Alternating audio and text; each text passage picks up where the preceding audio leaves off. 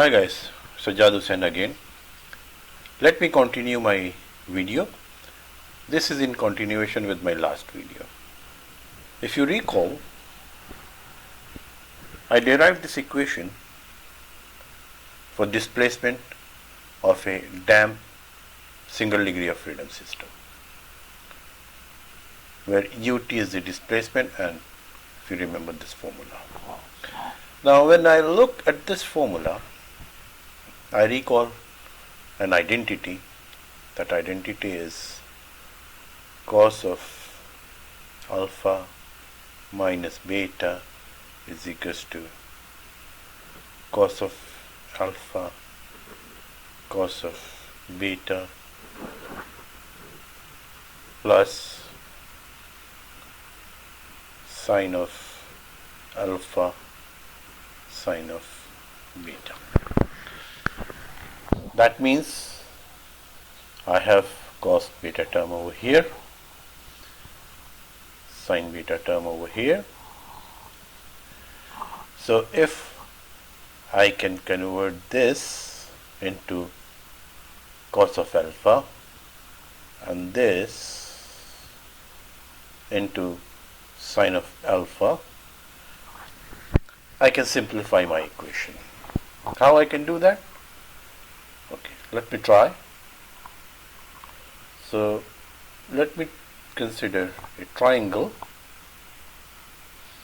a right angle triangle with u naught as a base and this v naught plus u naught into xi into omega over omega d as is perpendicular.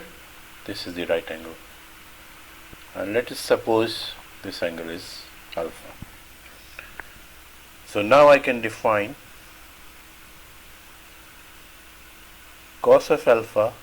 This will be equals to u naught over c, where c can be defined as this hypotenuse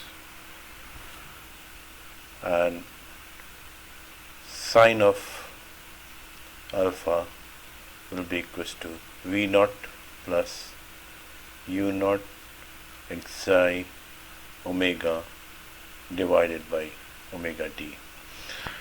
Now I can define c. This will be equals to u naught square plus v naught plus u naught xi omega over omega d whole square, and of course under the root.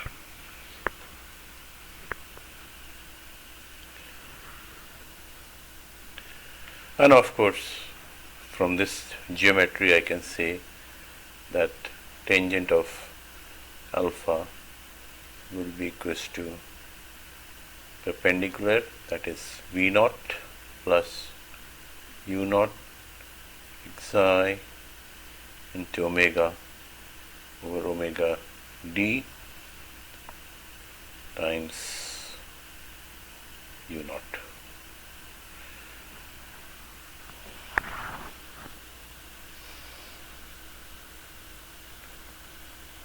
So if I multiply my equation number 18, this is my equation number 18. If I multiply this equation by this factor c and divide, so I can achieve a very simple equation. That means I can write u of t, this is equals to e raised to power minus xi omega t into u naught over c times cos of omega d times t plus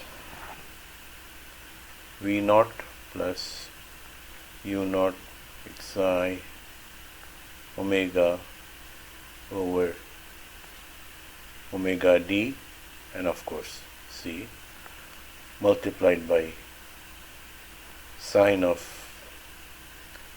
omega d times t, and this whole factor is multiplied by c.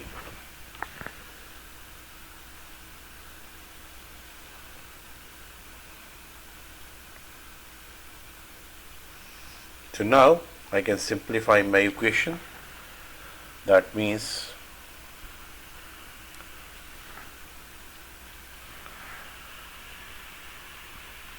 this u t, this will be equals to c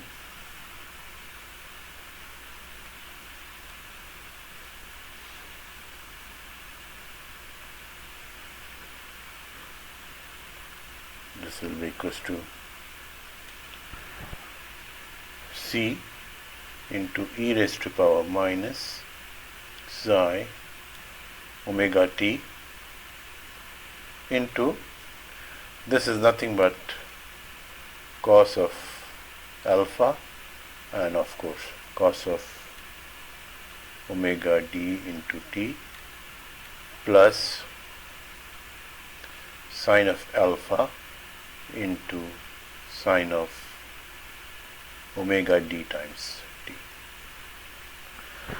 Now this part is clearly will be equals to u times t will be equals to c into e raised to power minus xi omega t into, this will be cos of omega d into t minus alpha.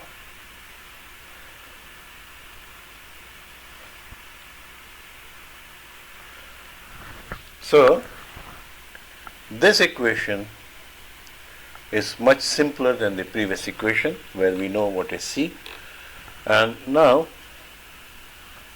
I can show you the graph. Let me copy this graph over here.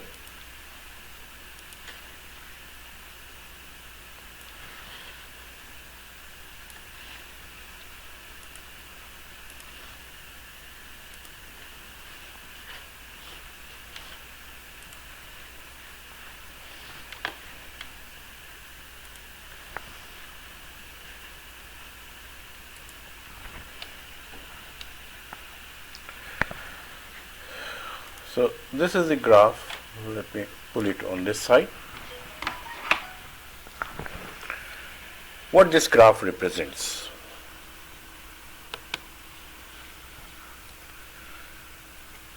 You can notice that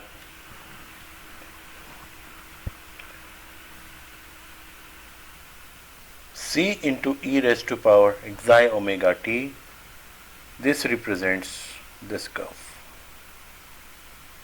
That means this dotted curve is represented by this equation, and cos omega naught omega omega dt minus alpha, this is the curve.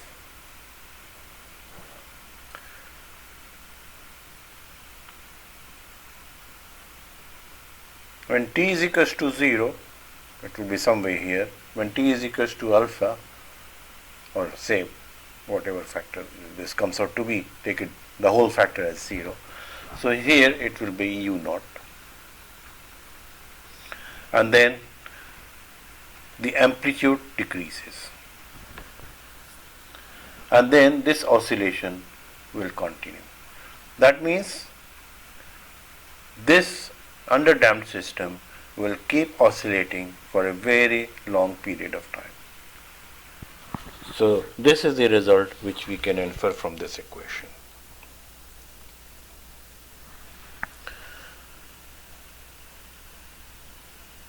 Now here one more thing which we calculate, and that is called logarithmic decrement.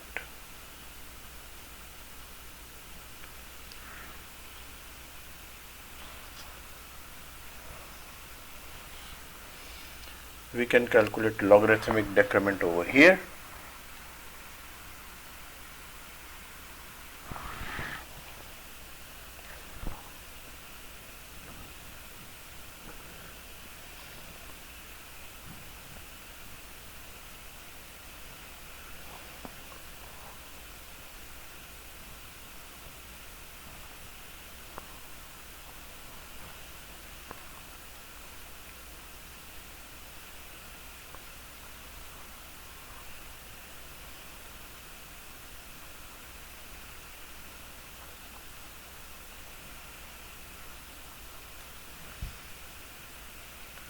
Now we have to define what is a logarithmic decrement.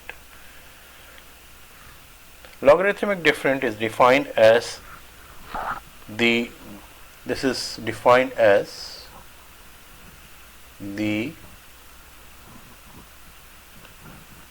natural log of the ratio of any two successive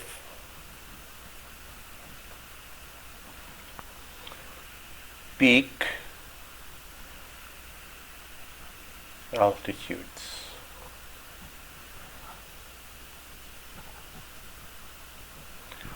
Or amplitude, rather better.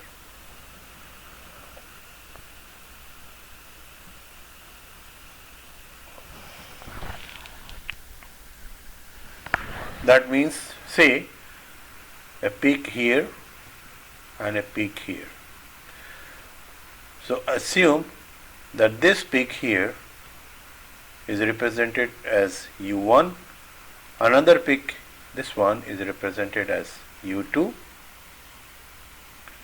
This U1 will be, let it be at time t1, and this U2 will be t1 plus 1 td. So you can see this will be 1 td. So this logarithmic decrement delta is defined as log of U1 over U2.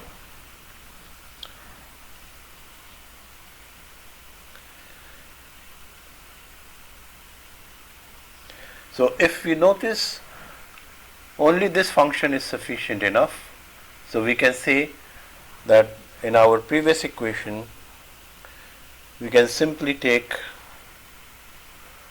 cos of omega d times t minus alpha equals to 1 for all peaks at peak amplitudes. So this value will be 1. That means the equation will, our equation number 19, it will reduce as u of t will be equals to c times e raised to power minus xi omega. At t1 it will be t1. So we can say let u1 be the amplitude at t1. So u1 will be equals to c into e raised to power minus xi omega t1. Similarly, we can say that u2 will be equals to u at time t2, which will be equals to c into e raised to power minus xi omega, and then it will be t1 plus td.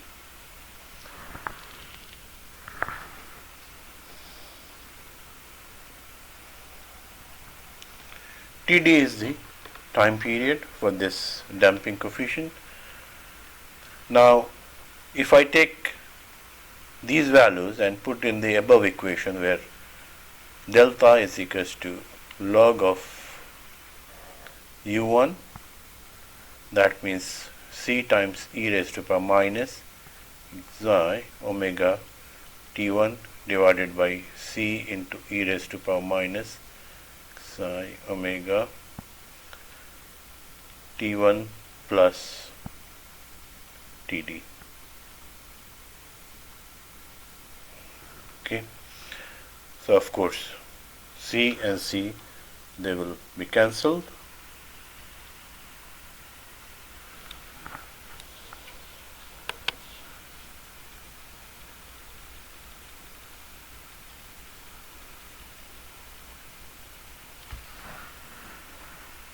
So delta will be equals to log of, here it will be e raised to power minus psi omega t1, and in denominator it will be e raised to power minus psi omega t1 into e raised to power minus psi omega td. So this will cancel out. We will left with log of e raised to power plus psi omega td. So log and e, they will cancel each other. So delta will be xi omega td.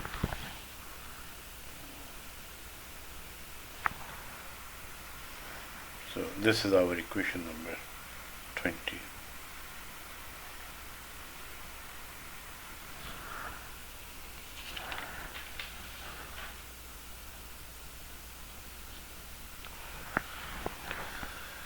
We know that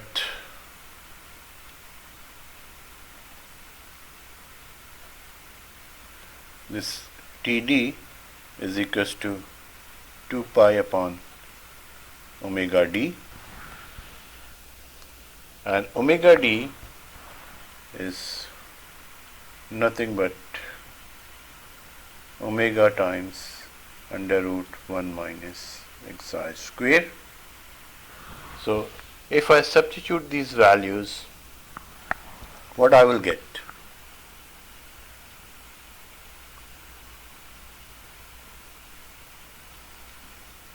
I will get this delta will be equals to xi omega into 2 pi over omega times under root 1 minus xi square. So omega cancel.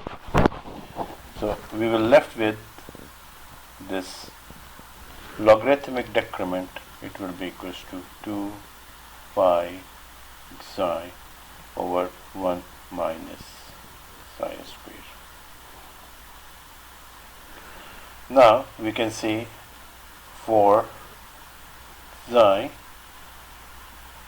very small values, almost 0, we can say that the square of xi will be 0. So therefore this decrement, logarithmic decrement, will be equals to 2 pi omega. This is our equation number 21.